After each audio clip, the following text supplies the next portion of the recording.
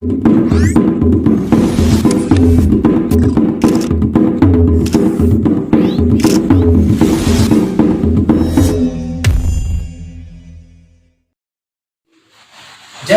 sampai orang minta Tuhan ini, kita mau pakai bahasa Manado deh. Oh, iya. Tuhan, kita mau bangun rumah Tuhan. Kita nih mau pakai itu apa-apa mau bikin di rumah. Kasih kuat kemari gimana jawaban. Kage turun utusan. Misalnya ini utusan sebagai pengantar jawaban entah alam, tanda alam atau roh suci. Jadi Minahasa itu mengenal roh jahat dan roh suci. Nah, di saat roh suci sudah datang, itu bukan datang batu masukan atau datang apa, nah itu kebijaksanaan yang dia harus sampaikan. Karena harus pakai kayu ini, karena kayu ini jadi kelebihan kuat supaya memiliki rumah tangga kuat. Jadi Minahasa lebih ke filosofi. Jadi apa tuh bikin semua harus ada arti, karena itu semua kata dasar dalam kehidupan. Jadi untuk Ini mungkin fakta yang belum banyak orang tahu ya. Iya. Terutama untuk orang yang memang seorang lebih karena solusi ini, seorang ini. Dan ini yang kita bicara ini bukan dari segi kita berpemikiran sendiri, enggak. Jadi kita baca alam cari tahu di batu nahas yang tua, ada yang tunas meninggal yang kita videokan dari manusia yang tumbuhan banyak yang kita berjalan. Terus kita langsung ternyata Minahasa ini luar biasa. Terus begini, ada tuh nahas bilang begini, Minahasa itu bukan suku siapa saja yang tinggal di tanah sini. Bukan suku, tapi Minahasa itu orang semangat yang mengubah hidup di tanah ini. Walaupun dia dari dunia mana, dia ingin menjaga tanah ini, dia ingin membangun tanah ini, dia tuh orang Minahasa, bukan dari marga, bukan Dari darah bukan. Jadi Minahasa tersebut itu adalah orang-orang yang ingin menjaga tanah ini. Islam, Kristen, Hindu, Buddha, siapapun, Minahasa tidak pernah mengenal perbedaan. Udah terjawab ya, biar ya. Kita lanjut ke pertanyaan selanjutnya. Ini dari Adrian Mabur. Kang Andre, kau boleh tahu sebutkan peninggalan di kota itu ada nggak? Peninggalan yang ada Banyak itu. Terus pernah kasih masuk dari itu, cuma ya untuk pemerintah ya sekali lagi nggak boleh taruh kirakan, karena ya peninggalan khas memang. Bukan yang dibangun yang kayak patung. bukan. Ini sangat apa ya? Boleh mau dibilang di seluruh tanah Minahasa kan. Kalau dari kita versi, Bitung itu ternyata lumayan banyak situs. Jadi itu situs lisun tua. Itu di mana sih? Macir, Tembaga, baru Perigitofor. Ya baru Perigitofor, kasih nama Perigitofor. Ternyata itu Perigi Tempo dulu yang dari batu. Cuma Tofor sampai Sinanga dan itu Perigitofor itu. Jadi kita rasa kalau pemerintah lebih aktif dalam pariwisata, kota itu pariwisata.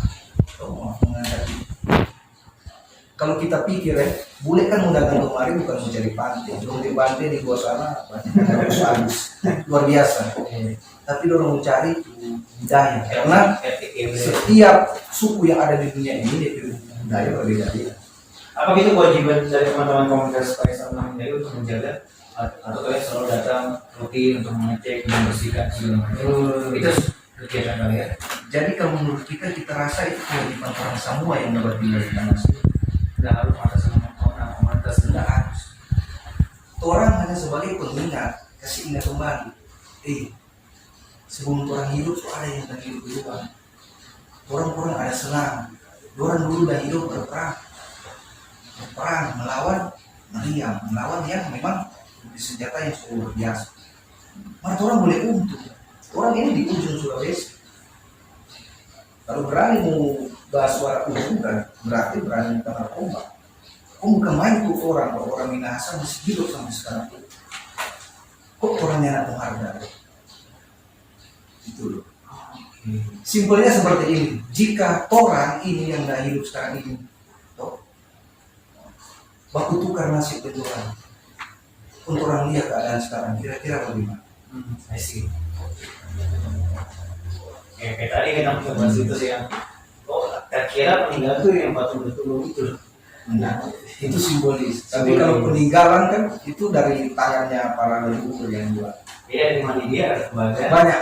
atau kami harus lagi itu cerita kan.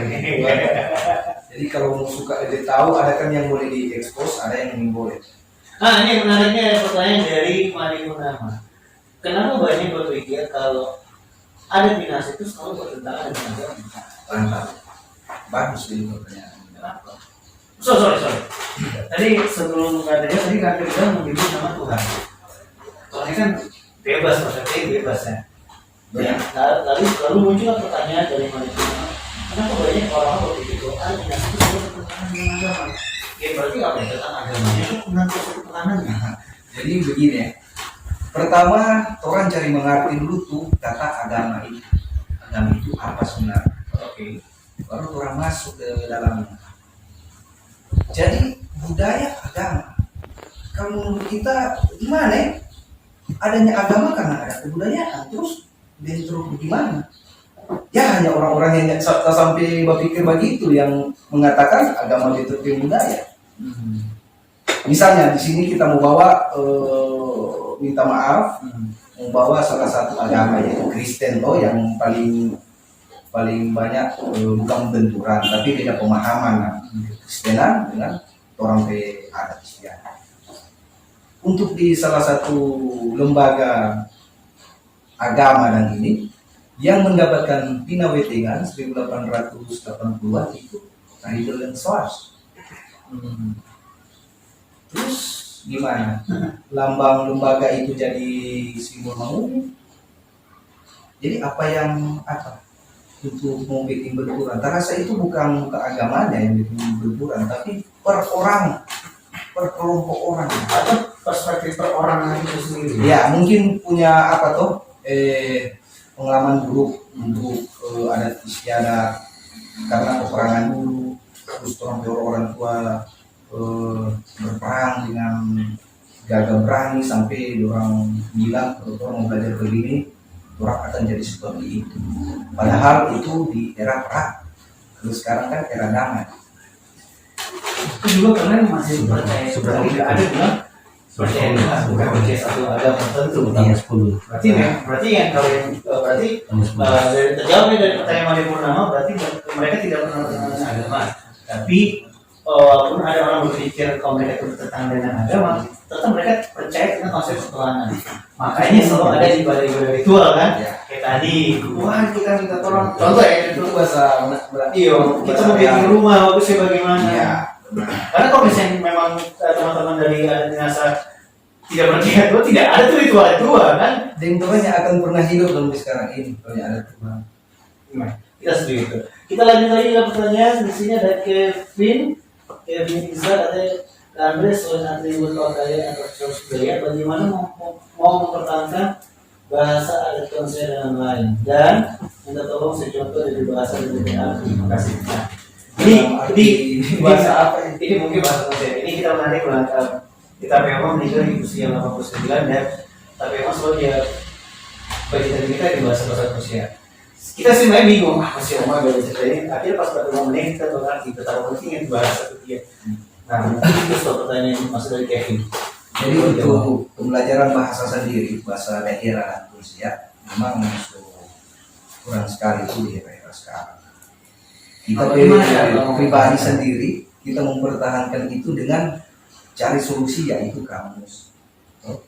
Kamus aku bertanya yang orang-orang yang lebih paham. Entah dia anak-anak kecil, kita pernah bertanya ke anak kecil di daerah Minawero karena orang masih pasti kita bertanya serius masih pasti ada salah satu kampung kan masih pasti sekali orang bisa. Jadi kita berusaha untuk mempertahankan bahasa ini dengan bertanya. Jadi kita sendiri kok begini, lahir di kota itu yang dimana ada di sini yang kita buka mata kemarin syukuran. Soal oto. Jadi untuk bahasa sendiri memang sangat setengah mati. Walaupun di keluarga masih dipakai mah terbatas. Kecuali orang mau bercerita rahasia,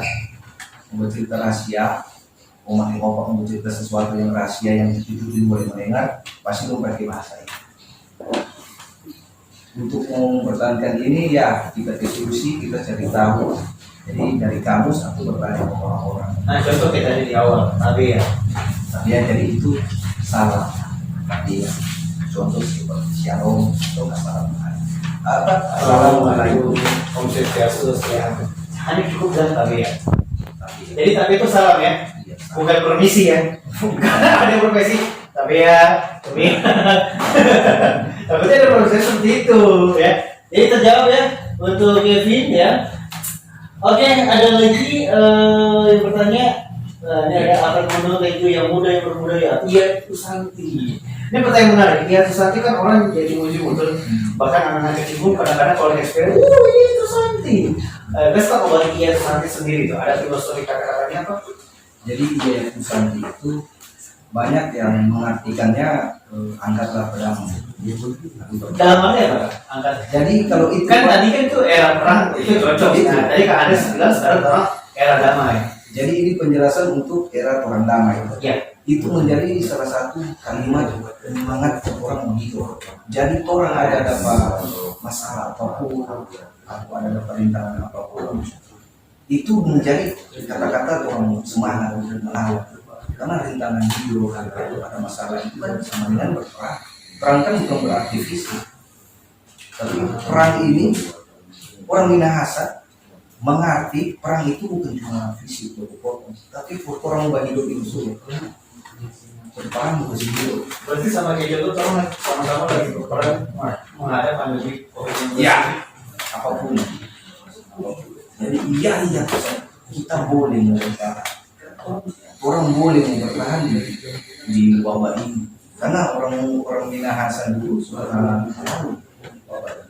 Ya, kita pernah baca situs di website itu bahwa zaman dulu ada pandemi yang Lebih parah. dan mereka bisa sampai. Bisa hidup sama sekali. Oh ya, ini satu lagi ini menarik. Mungkin ada lagi yang pertanyaan. Ada lagi yang pertanyaan. Bisa lihat lagi nggak dari atas? Bisa lihat lagi nggak dari atas? Nggak bisa ya? Yuk yang masih mau bertanya, kita masih punya waktu 5 menit ya. Untuk kalau misalnya kalian ingin bertanya apapun bersama Kak Andre Legong ini, nanti bisa dikatakan Kak Andre Legong adalah budayawan nasional yang ada di Kota Bitung. Wow. Pelaku budaya. Hah? Pelaku budaya. Oh, bukan pelaku apa bahasanya? Entusias budaya kultur entusias. Ya, bahasa Inggrisnya ya. Ya kalian. Oke, jadi buat teman-teman kalau misalnya kalian tertarik banget belajar tentang budaya biasa ini cocok banget sama kalian dari konten. Kalau masih bertanya, silakan bertanya. Kita ada pertanyaan selanjutnya. Ini dia dari Alfonso. Tarian Cakrawilya dari Tersana adalah tarian sakral oleh Minahasa yang biasa ditampilkan di daerah tertentu atau bolehkah tarian sakral ini dilombakan? Ini maksudnya kan zaman dulu kan tarian itu sakral kan. Nah kalau zaman sekarang di era peradaban yang sekarang tarian seperti itu tarian sakral itu pada sana bisa nggak sih diajak kayak perlombaan? Ini pertanyaan menjebak. Jadi ini versi kita Ya, Bapak. jangan mengklaim Disclaimer teman-teman, disclaimer. Ini opini pribadi dari Kak Andre Legong ya. Ini versi kita Iya. penjelasan. Banyak versi pelaku budaya lain. Jadi ini kan ya persepsi opini pribadi. Silakan. Nah, jadi kalau menurut kita, ini kita mau ceritain apa? Gak apa-apa. Kita masih banyak waktu. Kawasan ini hanya boleh orang menari ini garis keturunan. Umpama kita PO4 kawasan. Oke. Jadi itu yang meneruskan harus cuti. Maaf di era tahun berapa kita rata-rata orang cuti itu sudah mau dan meneruskan. Kalau orang mau begitu punah untuk kawasan. Oh, makanya tadi Kak Andre pernah bilang siapapun boleh bergabung.